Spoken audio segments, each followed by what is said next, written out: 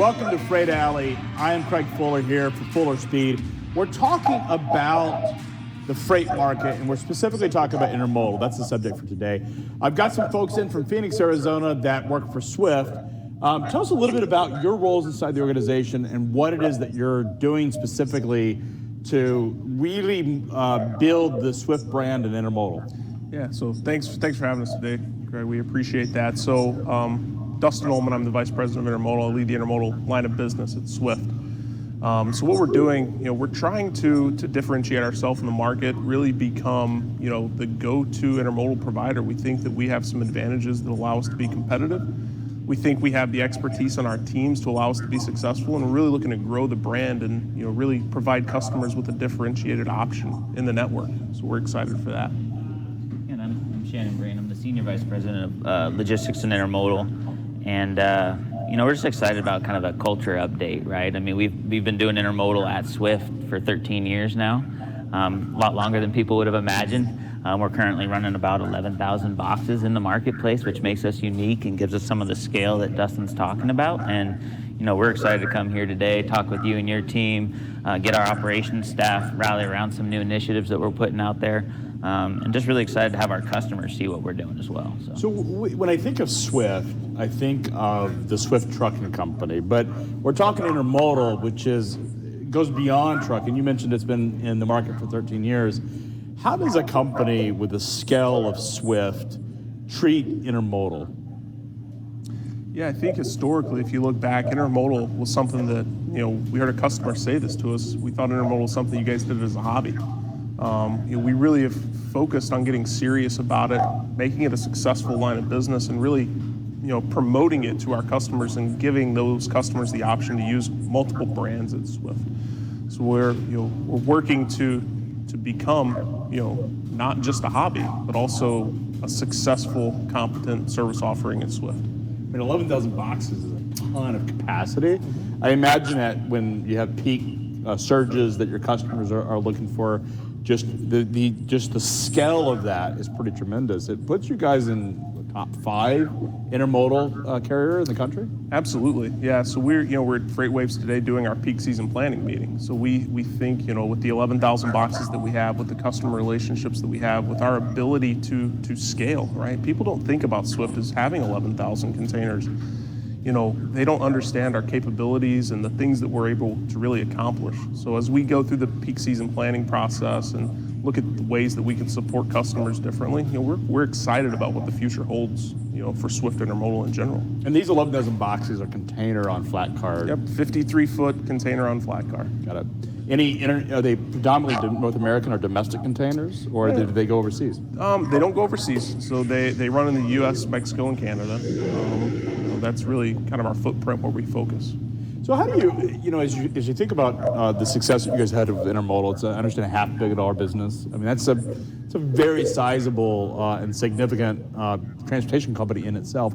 How do you think about as you go to customers and they know the Swift brand is a trucking company, how do you position your intermodal operations that are different than you would position your trucking operations?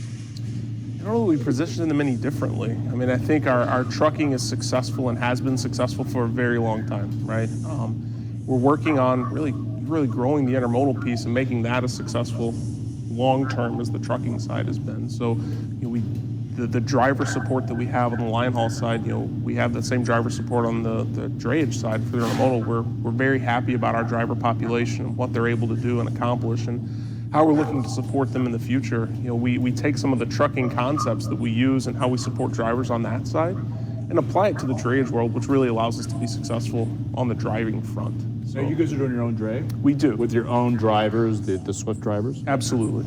I imagine that's a huge advantage of owning. You have the physical truck assets under your dispatch combined with your boxes. I imagine it's an enormous advantage over traditional intermodal. Absolutely. We feel that some of the synergies and efficiencies that we have on the line haul trucking side, we can apply those to the drayage side, which when you talk about differentiating us in the market, that's a differentiator that we're proud of. We're proud to be a trucking company.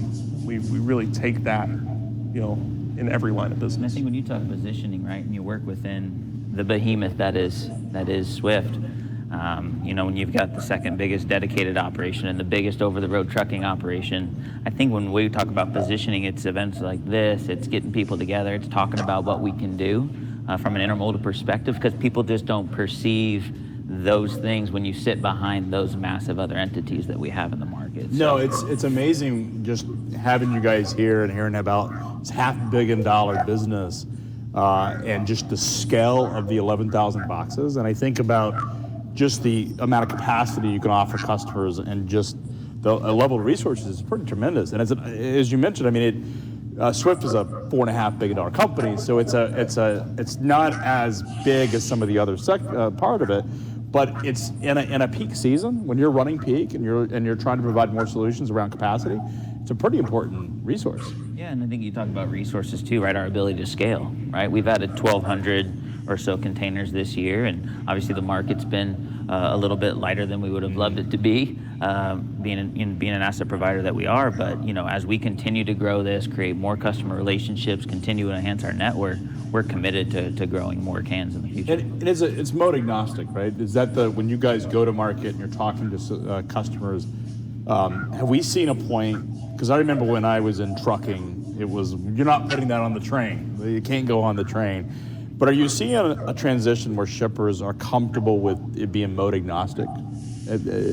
Or is there still some resistance to it? I think shippers like to know how their freight's moving. I don't know that it's necessarily preference truck or train, but I think they like to know. Most customers like to dictate, hey, I want this moving on a truck because I want it getting there at that specific time, versus the potential fluctuations in transit time and the potential slower transit time that exists on the train. So I think shippers still want to exist in a world where they know and control that mode, but most shippers are becoming more open, to train as trains become more consistent in their service offerings and things of that nature. And just the access capacity, particularly around surges that we see in retail seasons and peak. Yeah, I mean, it's absolutely easier for us to get, 10 boxes into California during peak season than 10 trailers and 10 drivers, right? So, yeah.